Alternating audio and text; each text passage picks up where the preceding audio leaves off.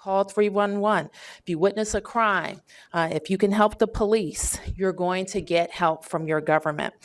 So as mayor, it's my top priority to ensure the safety of Washington, D.C., and ensuring that all people know that it's safe for them to call on their government. It makes our city safer. We must remember that our city is not alone. Millions of Americans share these values and beliefs, and today we are part of millions of Americans. Regardless of who we supported in November, want to see our country do better and do better for all. And so with that, I'm happy to answer any of your questions. Have you had a chance to look at the executive order or find out how the district might be impacted financially if the Trump administration removes funding? And I'm not sure if you've had a chance to see it yet. I have reviewed it, and certainly our lawyers are looking over the executive order to see exactly what it means. We think that there's a lot left to be interpreted in what I can see in the executive order thus far. Is there anything that stands out? And forgive me, I haven't seen it yet. Is there anything that stands out to you that's worrisome?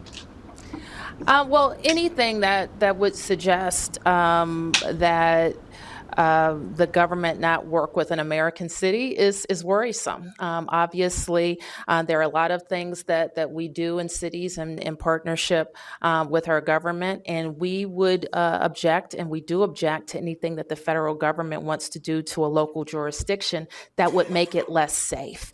And we believe that having a DC residents afraid to call the police or afraid to call on the government makes our city less safe. With him taking federal money from sanctuary cities, what agencies will be affected? We don't, I can't, and I'm not going to even attempt to say what the order means until we've had ample opportunity to review it. Being so dependent on the federal government, we're no more dependent on the federal government than any state when it comes to federal contribution to the city. what actions can be taken to specifically to combat the invasion that may come as a result of this? We're going to have to review what it means and how the federal government and the Congress intend to implement and enforce it. Until we know that specifically, we won't know what it means. We have a lot of concerns about some of the policies that we've heard. Specifically, we know that there may be a repeal of the Affordable Care Act, for example. So we have to understand what any national changes mean to DC residents and how we would make those changes locally. Do you plan on meeting with President Trump to discuss some of these orders following the decisions that he's making? I don't have any immediate plans to meet with the president. And if you do lose the federal funding, how do you plan on making up for that loss? Well, like I said, I don't want to get ahead of ourselves. We know certainly what the intent of the executive order is. We also know that the language is kind of, it's pretty, there's a lot of ambiguity in the language at this point. A lot of it is directing the secretary to work with jurisdictions. And so I want to give all of our agencies and staff the opportunity to have those conversations. And so that's important. Is it out of the question that you'll use, the city is in very good standing financially. Is there a chance that you could use rainy day funds to supplement what could be taken away? Well, the city is doing very well, probably better than we've done in the history of the District of Columbia. And we've done very well because we have been good stewards of our resources. And that means spending what we have and spending it judiciously and making the types of investments that make our city better. We have doubled down on our investments in public education, for example. That's why people want to move here. We have made our corridors safe and clean and attracted restaurants and businesses. That's why we are able to post the types of revenues that we've been able to post. And I expect that we're going to report to the council very soon that the state of the District of Columbia financially is very strong.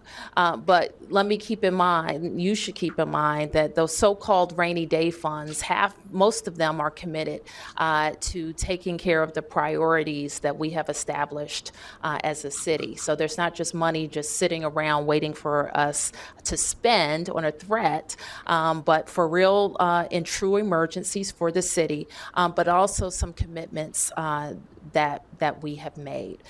So you will also know, and it should be very clear, and to the gentleman's point that asked me a question earlier, that we are more dependent on the federal government.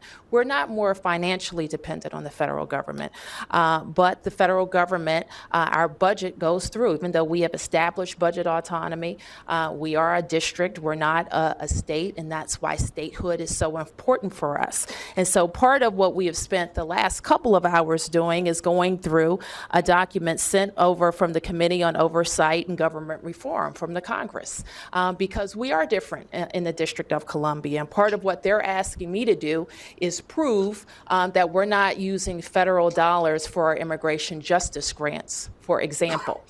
So these are the types of questions that we will be called to answer in Washington, D.C., as we work with the new administration, but also as we work on the programs and services that we know are right for D.C. residents, and we know will keep the district safer and stronger.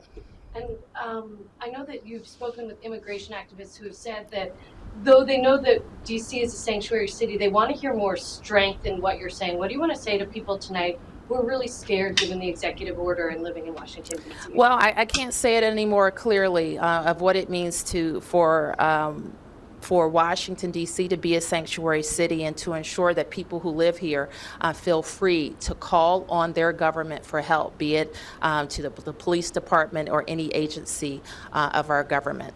And that's what our police department is for, to keep D.C. residents safe.